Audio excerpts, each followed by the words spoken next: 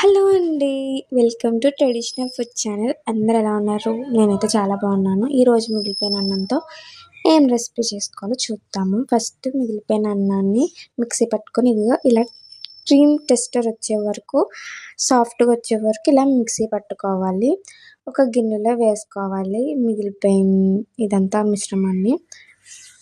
దీంట్లో ఒక 3 పండు మిర్చి మిక్సీలో వేసుకొని, దాంట్లో కొంచెం అల్లం వేసుకొని, రసాన్ని దీంట్లో వేసుకొని, జీలకర్ర కొంచెం వేసుకొని, రుచికి తగ్గట్టు సాల్ట్ వేసుకోవాలి.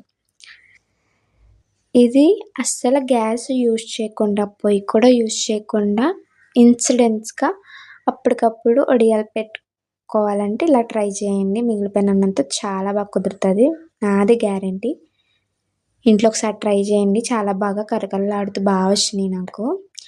ఇలా ఒక తడి క్లాత్ తీసుకొని ఎండలో పెట్టుకోవడమే. మందంగా మట్టికి పెట్టుకోకండి, పలుచగా పెట్టుకోండి. వీడియోలో చూపిస్తున్నట్టు గట్టి వేసి అలాగా పలుచగా చేయాలి. ఇదిగో ఇలా పెట్టుకోవాలండి. Thanks for watching. మరిన్ని వీడియోస్తో మేము ముందుకు వస్తాం.